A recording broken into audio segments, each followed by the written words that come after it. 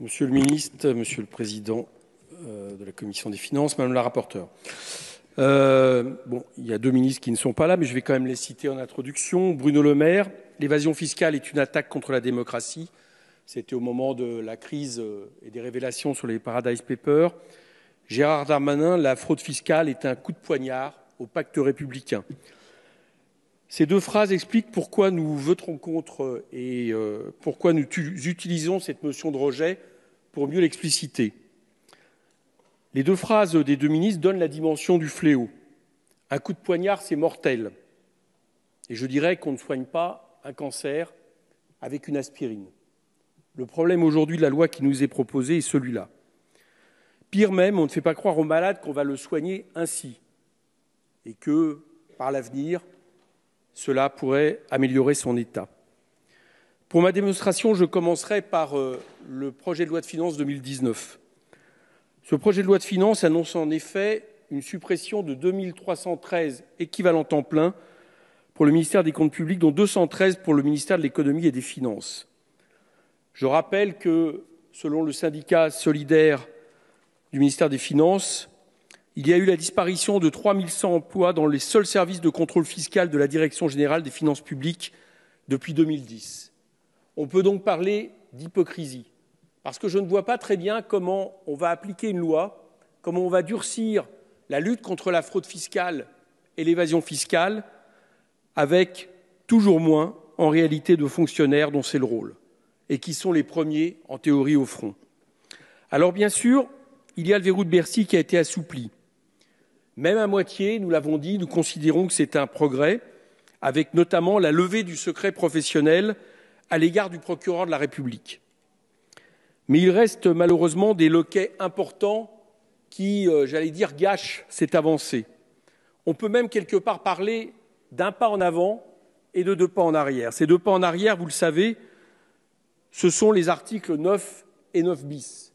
Le 9 sur l'instauration d'un plaidé coupable et le 9 bis sur le renforcement et l'élargissement des conventions judiciaires d'intérêt public à la fraude fiscale. Je commencerai par rappeler la problématique soulevée par l'article 9.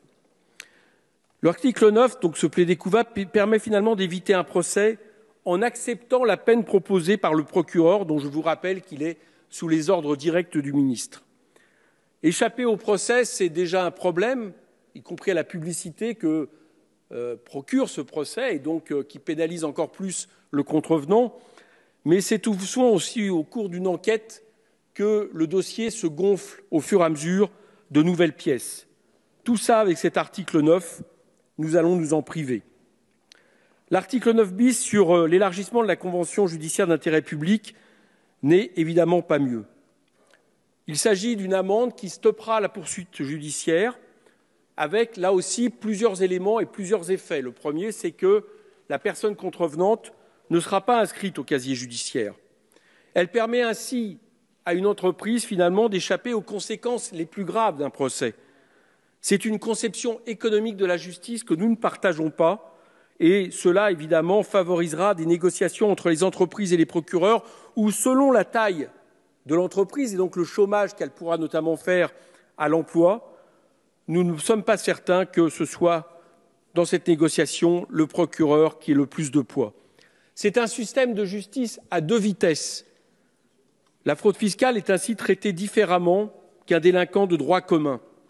Je rappelle, je l'ai souvent dit, mais il est nécessaire de le rappeler une dernière fois, que la première convention judiciaire d'intérêt public qui a été adoptée a permis à la banque HSBC, en novembre 2017, de s'en sortir seulement avec 300 millions d'amendes quand elle avait dissimulé 1,6 milliard de blanchiment de fraude fiscale. Au fond, c'est toujours le même problème. On nous dit que la fraude fiscale, et donc les auteurs, constitue une attaque contre la démocratie. Je répète encore une fois les termes du ministre Bruno Le Maire tout à l'heure, d'un coup de poignard contre le pacte républicain, et pourtant on considère qu'il faut mieux les traiter que des cambrioleurs. L'autre problème majeur de cette loi, c'est sur l'évasion fiscale. Et là aussi, je cite la première phrase, je ne sais pas si vous avez bien entendu exactement les termes de la phrase utilisée par Bruno Le Maire. Bruno Le Maire dit que c'est une attaque contre la démocratie. Et il ne parle pas à ce moment-là de la fraude fiscale, il parle de l'évasion fiscale. L'évasion fiscale, c'est juste la façade légale du même problème. Échapper à l'impôt qu'un citoyen doit à son pays, à la fois pour participer, j'allais dire, à l'effort national, mais aussi pour permettre une plus grande redistribution des richesses. On voit donc là aussi que malheureusement l'évasion fiscale, l'optimisation fiscale est quasiment évacuée de ce projet de loi et pourtant nous avons tous été, j'allais dire, irrités et même en colère lorsque les listes des Paradise Papers sont sorties. Troisième aspect, c'est les paradis fiscaux. Les paradis fiscaux sont au cœur des problématiques de la fraude fiscale. Or, ce que vous proposez ici, c'est simplement de transposer une disposition de l'Union européenne, certes de façon plus coercitive, mais sans élargir les critères qui sont ceux retenus par l'Union européenne. Or, comme vous le savez, ces critères de l'Union européenne insuffisants ont seulement pointé 7 États, non, pardon, 6, parce que depuis quelques semaines, le Palaos a été supprimé de cette liste. Ces États, c'est les îles de Guam, les îles Vierges américaines, la Namibie, Samoa américaine, Sainte-Lucie, Trinité-Tobago. Vous voyez bien, rien qu'à l'énumération de ces paradis fiscaux, qu'on est loin d'avoir touché ceux qui, justement, permettent le plus des contournements fiscaux avec des pratiques toujours plus douteuses. C'est pour ça que cet article sur les paradis fiscaux, l'article 11, à partir du moment justement où il se contente de transposer le droit européen, est très loin de ce qu'il faudrait faire. Nous avons proposé des amendements renforçant les critères, reprenant d'ailleurs un certain nombre de critères, la plupart proposés par l'association Oxfam, qui, à partir de ces critères, diagnostiquait une liste de 58 pays de paradis fiscaux et autrement plus importants que ceux que je vous ai cités.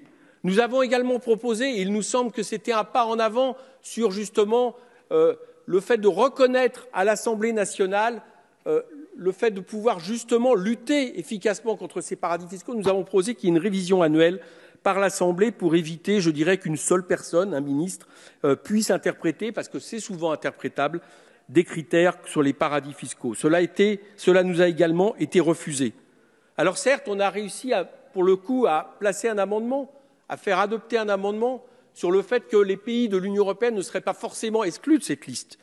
Mais par ailleurs, vous le savez, avec les critères retenus, en réalité, ils n'y seront pas. Nous n'aurons pas les Pays-Bas, nous n'aurons pas Malte, nous n'aurons pas le Luxembourg, dont en avril dernier, le chef de l'État Emmanuel Macron disait qu'ils ne faisaient pas partie des paradis fiscaux, mais qu'ils organisaient le contournement massif de l'impôt. C'est évidemment, là encore, un coup d'épée dans l'eau. Certes, il y a quelques mesures positives, mais elles sont si peu incitatives que si je les énumère, convenons ensemble qu'elles ne dissuaderont pas grand monde. Les éditeurs de logiciels permissifs facilitant la fraude, 10 000 € d'amende maximum. On a instauré un name and shame, mais sans publication automatique, qui dépendra du bon vouloir d'une commission, et je le regrette en plus, lors de la CPE, l'amendement que nous avions proposé et qui avait été adopté par l'Assemblée nationale permettant que soient intégrés dans des articles sur le name and shame les particuliers ont été retoqués par la CMP. Je remarque d'ailleurs qu'a été retoqué, et c'était Mme la rapporteure qui l'a signalé tout à l'heure, aussi l'amendement du groupe communiste sur une plus grande transparence en cas relative au prix des transferts, notamment vis-à-vis des représentants du personnel. Je remarque, chère Émilie Cariou, que je vous ai entendu le regretter, mais personne n'a fait échouer la CMP pour ça.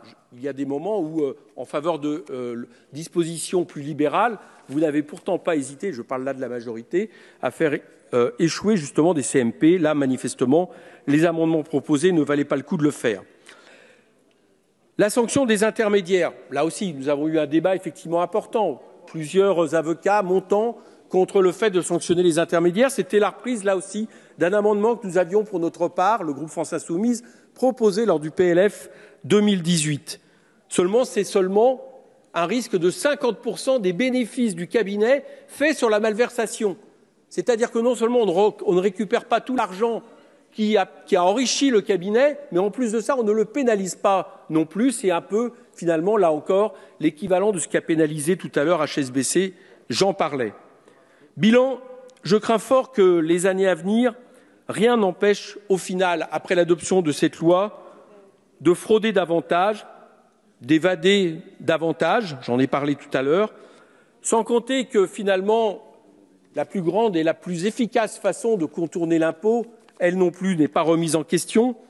Elle reviendrait à remettre en question les traités européens, puisque c'est celle d'un dumping fiscal autorisé dans une zone de libre-échange total, je parle de l'Union européenne, où ainsi les plus riches de nos concitoyens, les entreprises, peuvent jouer une espèce de jeu de bonneteau entre différents États et allant là où l'impôt est le plus avantageux. Cette façon de verser dans le dumping fiscal, nous avons fait pour notre part des propositions pour lutter contre. Je vais conclure là-dessus. Il y en a une que nous avons faite et je note avec satisfaction que peut-être, pas dans la loi, mais peut-être qu'elle va avancer. C'est la question de l'impôt universel qui permet, en fonction de la nationalité, de s'assurer qu'un concitoyen ne part pas à l'étranger pour payer moins d'impôts, simplement pour travailler parce que son travail l'y appelle, et qui permet à un citoyen, qui oblige un citoyen travaillant à l'étranger, à payer la différence entre ce qu'il paierait dans ce pays et ce qu'il paierait dans notre pays. Monsieur Woerth, président de la Commission des finances, Monsieur Giraud, rapporteur à la Commission des finances, sur un amendement que j'ai proposé sur le PLF 2019, ont à nouveau énoncé le fait qu'il y aurait une mission d'information parlementaire. Je trouve que c'est une avancée. Au moins, nous n'aurons pas proposé des amendements pour rien, si cette mission peut travailler sur cette piste qui nous semble prometteuse. En attendant, cette loi ne le contient pas. Cette loi ne contient pas pour nous ce qui permet justement de lutter efficacement contre la fraude fiscale. C'est à bien des égards, malgré le travail qui avait été entrepris à plusieurs reprises par des collègues de manière sincère, malheureusement quelque chose qui n'est pas à la hauteur du fléau dénoncé, je l'ai dit en introduction, par les différents ministres. Pour cette raison, je vous invite à la rejeter et en tout cas tout à l'heure à voter contre. Merci. Merci, monsieur le député.